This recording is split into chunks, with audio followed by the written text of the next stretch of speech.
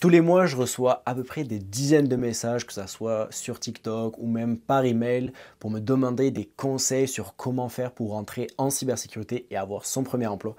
Donc du coup, c'est pour ça que je vais faire cette vidéo aujourd'hui. Donc ça va être une vidéo qui va pas avoir beaucoup de montage selon moi, je vais faire que parler. Donc pour ceux qui ont un taux d'attention de par exemple 30 secondes parce qu'ils sont que sur TikTok, désolé, ce genre de vidéo, je vais pas mettre plein de trucs pour vous capter votre attention. Mais pour ceux qui ont un petit peu plus d'attention, en fait, ça va probablement vous servir parce que ça aurait été des conseils que j'aurais aimé avoir. Ça fait 5 ans que j'ai eu mon premier emploi en cybersécurité, donc voilà, je vous donne ces conseils malgré le fait que je suis jeune, hein, j'ai que 25 ans, mais du coup c'est ça, je donne quand même ce genre de conseils parce que j'aurais aimé les avoir moi quand je cherchais mon premier emploi en cybersécurité. Si c'est la première fois que tu vois ma tête, je me présente, je m'appelle Loïc et je fais des vidéos sur la cybersécurité, malgré le fait que je pense aller dans une nouvelle direction en ajoutant de la robotique et de l'AI. Donc si ce genre de choses te plaît, n'hésite pas à t'abonner pour ne pas manquer les prochaines vidéos. Et puis si tu vois souvent ma tête et que tu veux jamais t'abonner, ben, je te conseille de t'abonner pour ne pas manquer du coup mes prochaines vidéos parce que je vais essayer de changer un petit peu tout ce qu'on peut voir sur la cybersécurité et d'inclure pas mal de nouveaux projets avec de la robotique et de l'AI comme je viens de le mentionner bien évidemment. Donc voilà, place à la vidéo et puis voilà, n'hésitez pas à me dire en commentaire si vous avez des questions ou autres et je vais essayer d'y répondre.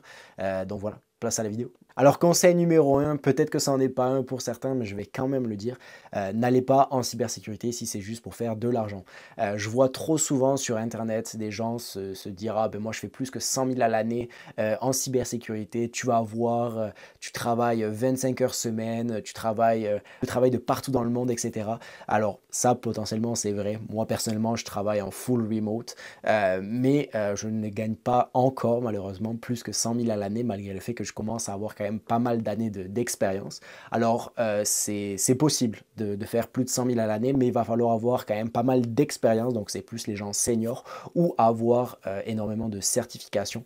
Je sais qu'aussi l'emploi, par exemple, en cybersécurité est quand même pas mal occupé. Donc, il y a beaucoup de gens qui sont à la recherche et il y a peu de compagnies qui embauchent malheureusement ou qui embauchent des juniors mais qui demandent 25 ans d'expérience. Ça aussi, je l'ai vu un peu trop souvent malheureusement. Vous voyez des offres d'emploi en demandant plus que 10 ans d'expérience à des jeunes qui viennent de sortir de l'école. Donc ça peut être aussi un problème.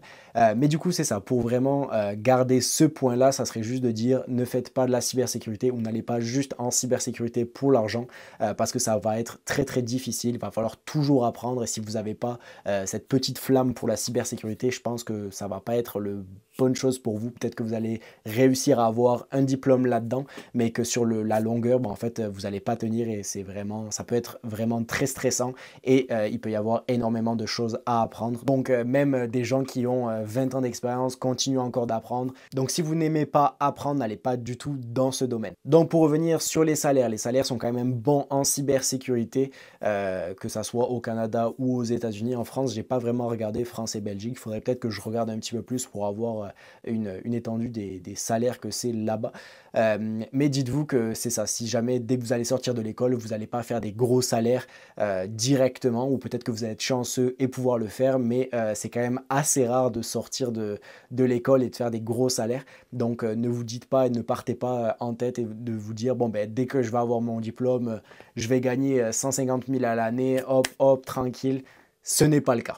Conseil numéro 2, ça serait savoir dans quel genre de domaine vous voulez travailler en cybersécurité. Parce que pour ceux qui ne le savent pas, il y a énormément de domaines en cybersécurité.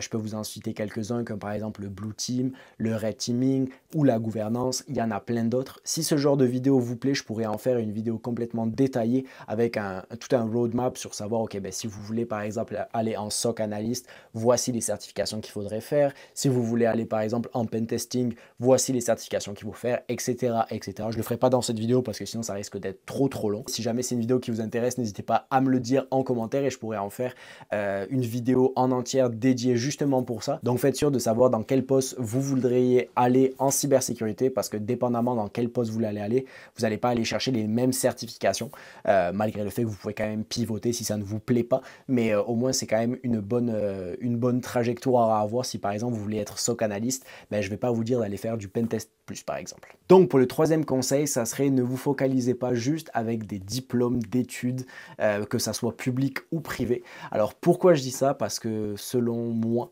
vous n'avez pas besoin d'avoir un diplôme d'études, par exemple un bac ou je sais pas, un truc d'université, un diplôme d'universitaire pour avoir un poste en cybersécurité. Ou au contraire, si vous avez ce genre de diplôme-là, vous n'allez pas avoir de poste en cybersécurité. Pour vous donner un ordre d'idée, je me souviens que par exemple dans ma classe, il y avait une trentaine de personnes. À la fin, il en restait 15 et sur les 15, on n'a eu que 5 personnes, y compris moi, qui ont eu un poste en cybersécurité à la fin du diplôme. Donc ça ne veut absolument rien dire. Peut-être que vous allez faire un bac+5 en cybersécurité et ne pas avoir d'emploi dans le domaine. Donc privilégiez aussi les certifications, que ça soit, en tout cas je pourrais faire une vidéo sur toutes les certifications que vous pourriez avoir en cybersécurité, mais vraiment ne vous focalisez pas juste sur un diplôme d'études, par exemple que ça soit le bac ou un DEC au Canada ou un diplôme d'études universitaires, parce que ça ne va pas faire tout le travail. Malheureusement, souvent il y a beaucoup de gens que je rencontre qui se disent bon ben moi je vais avoir un diplôme de l'université, c'est bon, je vais réussir à avoir un emploi. Ce n'est pas le cas malheureusement, il va falloir pousser avec les certifications. Donc voilà. Le quatrième conseil, faites des projets personnels. Alors je sais qu'on l'entend assez souvent, mais c'est toujours intéressant. Je sais que j'ai passé quelques entrevues pour le moment et c'est toujours des questions qu'on nous pose. Est-ce que vous avez des projets personnels? Qu'est-ce que vous faites dans votre temps libre, etc., etc. C'est sûr que si par exemple vous dites bon ben moi je fais par exemple plein de projets réseau, j'aide par exemple des compagnies, je dis une bêtise, en cybersécurité ou des choses comme ça, ou j'apprends, ou je fais des labs, ou plein de choses dans le domaine, ben, c'est sûr que vous allez avoir un avantage comparé à quelqu'un qui dit ah ben moi j'ai juste eu mon diplôme et puis j'attends patiemment, je regarde Netflix toute la journée, etc. Donc faites vraiment des petits projets de côté. Donc par exemple quand vous avez du temps libre, essayez de comprendre quel genre de système fonctionne, comment ce système fonctionne, comment vous pourriez par exemple déjouer un antivirus, que ça soit comment faire un projet de lab, genre avec du Proxmox ou autre. Donc vraiment, vous avez énormément de vidéos qui parlent de ce sujet. Si c'est quelque chose que vous voudrez que je fasse aussi, n'hésitez pas à me le dire en commentaire, je pourrais faire une autre vidéo sur ce sujet-là. Alors moi par exemple, je faisais sans le vouloir ce genre de projet-là, parce que c'est des choses qui m'intéressent, j'en apprends tous les jours et j'adore apprendre, mais c'est sûr que ne le voyez pas comme une contrainte de faire ce genre de projet-là. Peut-être qu'un projet comme ça va vous aider dans quelques années avec un problème que vous allez rencontrer plus tard. Donc voyez-le comme une façon d'apprendre plus rapidement parce que vous allez avoir les mains dans le cambouis pour pouvoir voir tous les problèmes que vous allez avoir. Donc c'est ça, n'hésitez pas à faire des petits projets annexes, c'est toujours intéressant à ajouter même sur un CV. Donc pour le cinquième conseil,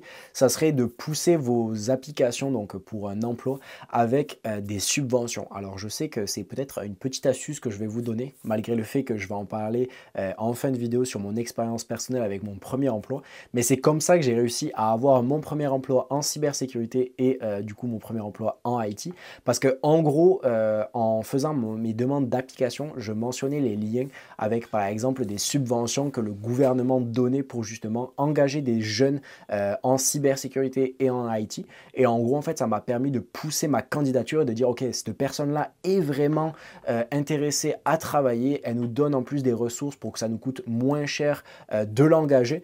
Donc, ça peut être une petite astuce que moi, j'ai trouvée moi-même et que je trouve vraiment intéressante. Et je sais que en parlant avec mes anciens patrons, ben, en gros, ça a fait vraiment un poids dans la balance en ma faveur, du coup, pour que justement, ils puissent me prendre. Pour le dernier conseil, avant de parler de mes expériences personnelles, je vous conseillerais de commencer par la base. Alors, ça va vraiment vous paraître bizarre, mais je vois trop souvent des gens qui disent « Ah ben moi, je veux commencer directement à être pentester, etc. etc. » mais ils connaissent absolument rien en réseau, ne savent même pas comment, par exemple, troubleshooter un ordinateur, etc.